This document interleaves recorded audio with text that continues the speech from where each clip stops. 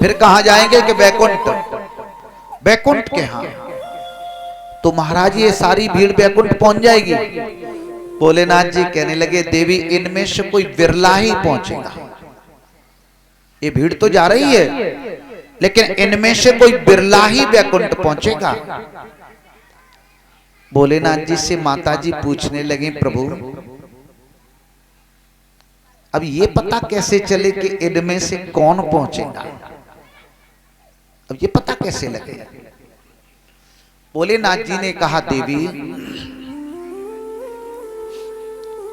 चलो हम और आप इसी चीज का आज निर्णय करते हैं, तुम्हें बताते हैं कि देखो कौन पहुंचता है बैकुंठ। उस करोड़ों की भीड़ में, करोड़ों की भीड़ और जा रही है सब पद यात्रा के द्वारा। उसी मार्ग में भोलेनाथ जी माता से कहते हैं कि देखो मैं कोढ़ी बन करके, कोढ़ी बन के मार्ग में लेटता हूं और आदि जगदम्बा तो स्वयं सुंदर है, उन्हें तो रूप बनाने की कोई आवश्यकता नहीं है। तो इन सभी जीवों से तुम आग्रह करना कि मेरे पति को भी गंगा मैया तक ले चलो। और मात्र कितनी दूर, एक आधा किलोमीटर या 1 किलोमीटर की दूरी पर। अब भोले बाबा बन गए कोढ़िया, कोढ़ी बन गए, शरीर से मवाद जा रहा है। इधर भगवत प्रेमियों मैया सबसे आग्रह करती ए भैया जी ने हमारे पति को ले चलो, ने वो असहाय हैं, असमर्थ हैं वहां तक पहुंचने में, ने हमारी मदद कर दो। तो कुछ तो सुनते ही नहीं है, चले जाते हैं निकलते हुए। और कोई एक आध सुन भी लेता है तो पता है क्या कहता है, क्या करेगी जाके संग रह के, कोढ़िया है, क्या लाभ मिलेगा इसके साथ रहकर। अरे मेरे संग चलना, तुझे आनंद से रखूंगा।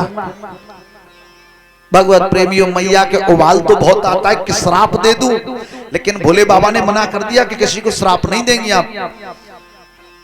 अब मैया लहू का सा घूंट पी के रह जाती हैं। ऐसा उन्होंने कई लोगों से, हजारों की भीड़ निकल गई, सबसे आग्रह किया, किसी ने कुछ कहा, किसी ने कुछ कहा, सबकी सेन की, लेकिन कोई एक विरला आया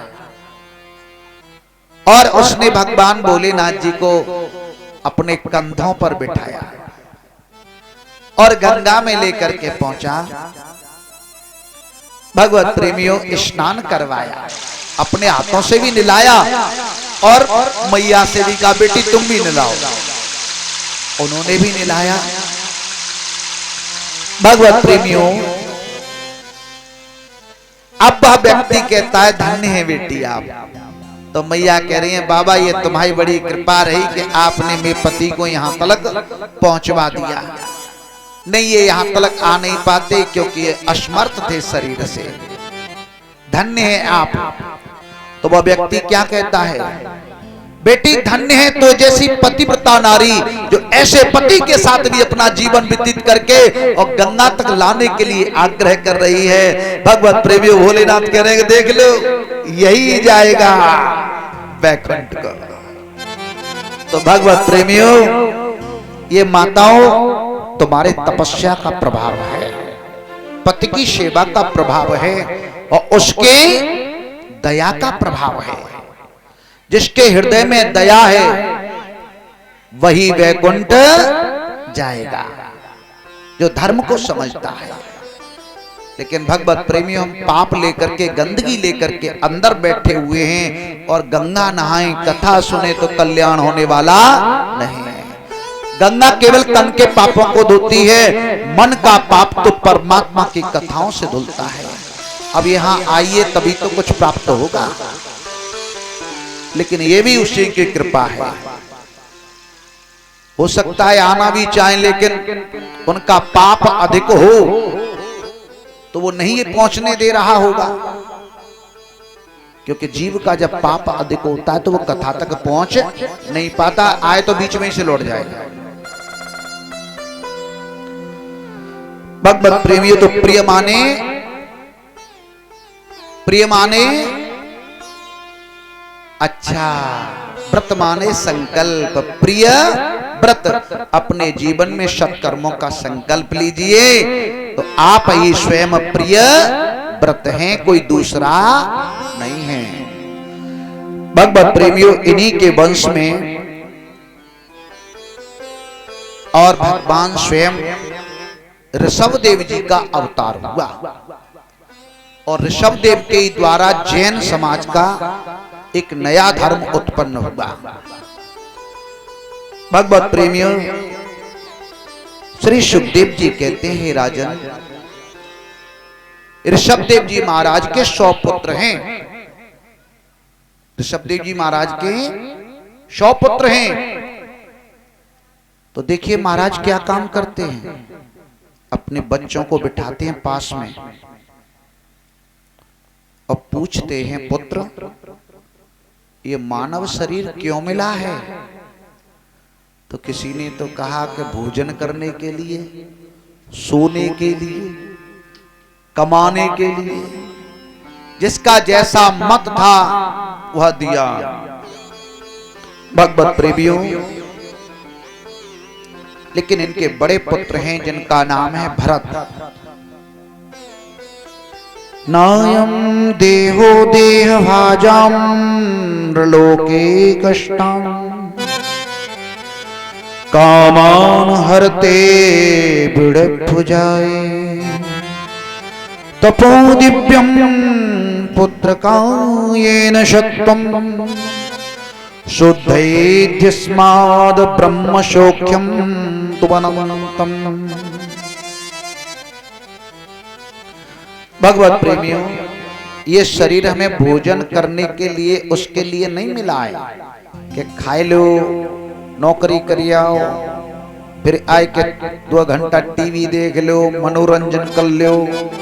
इसके लिए मानव शरीर नहीं मिला कि तो महत् सेवां द्वारमाहुर विमुक्ते तमो द्वारम योषिनां संग संघम महांतस्ते समचित्ता प्रशांता विनयवः सुहृदय साधवो।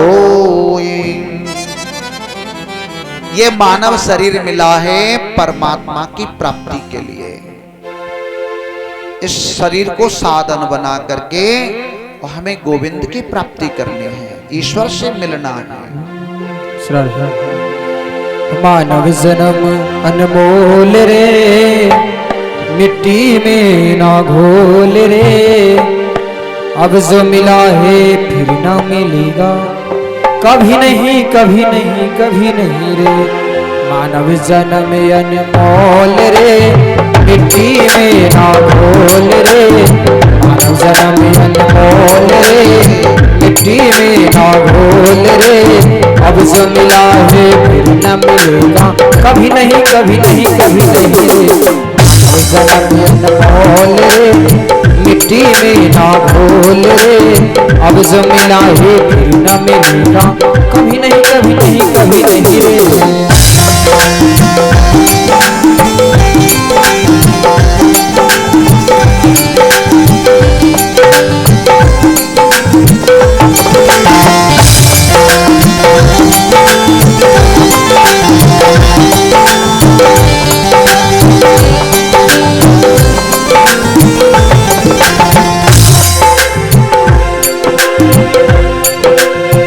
बुलबुला है पानी का, कर जोश जवानी का। तू बुलबुला है पानी का, मत कर जोश जवानी का। एक कमाई कर ले बंदे, पता नहीं जिंदगानी का।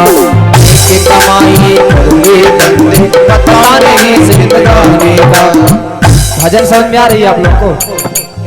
जो भजन की पंक्ति है वो समझ में आ रही है ना? दादाजी आप लोगों को सबको तो मीठी मीठी ताली को स्वागत कर दो। क्या कहेंगे? तो बुलबुला है पानी का, मत कर जोश जवानी का। तो बुलबुला है पानी का, मत कर जोश जवानी का। एक कमाई कर ले बंदे, पता नहीं जिंदगानी का। एक मीठा सबसे बोल रे, मिट्टी में ना घोल रे। मीठा सबसे बोल रे, मिट्टी में ना घोल रे। अब जो मिला है फिर न मिलेगा, कभी नहीं कभी नहीं कभी नहीं। बोल रे, मिट्टी में ना घोल रे। अब जो मिला है फिर न मिलेगा, कभी नहीं कभी नहीं कभी नहीं रे।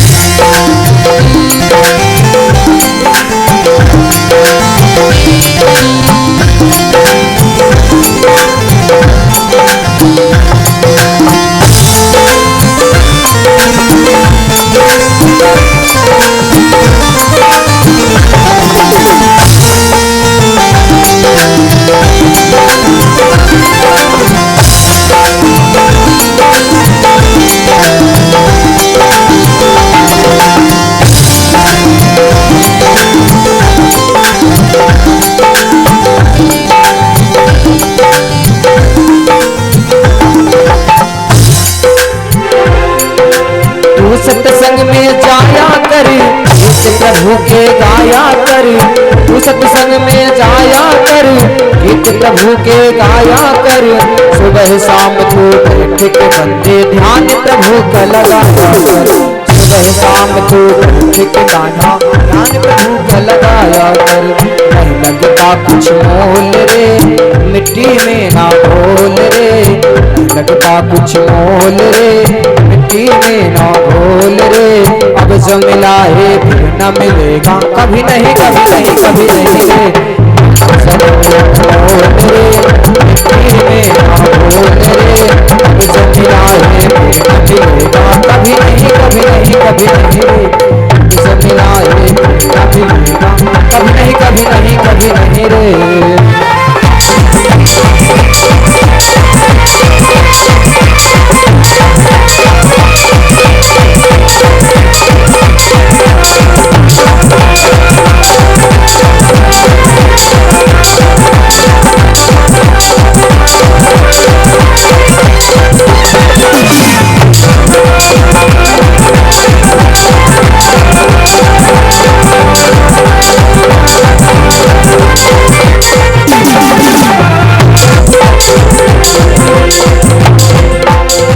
मतलब का संसार है, इसका नहीं एतबार है। मतलब का संसार है, इसका नहीं एतबार है। संभल संभल कर कदम बढ़ाना, फूल नहीं अंगार है। संभल संभल कर कदम बढ़ाना, फूल नहीं अंगार है। मन की आंखें खोल रे, मिट्टी में ना घोल रे। मन की आंखें खोल रे, मिट्टी में ना घोल रे। अब जो मिला है फिर न मिलेगा, कभी नहीं कभी नहीं कभी नहीं रे। घोल रे, मिट्टी में ना घोल रे। अब जो मिला है फिर न मिलेगा, कभी नहीं कभी नहीं कभी नहीं रे। अब जो मिला है फिर न मिलेगा, कभी नहीं कभी नहीं कभी नहीं रे। घोल रे, मिट्टी में ना घोल रे।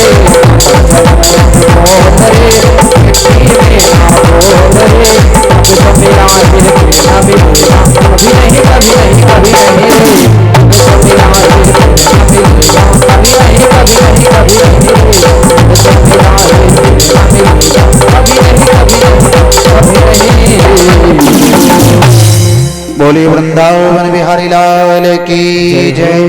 जय जय श्री। तो भगवत प्रेमियों, भजन तो समझ में आया होगा। ये जो मिला है इसे मिट्टी में मत घोलो, जो ही मत गमाओ। इससे कुछ अपने जीवन में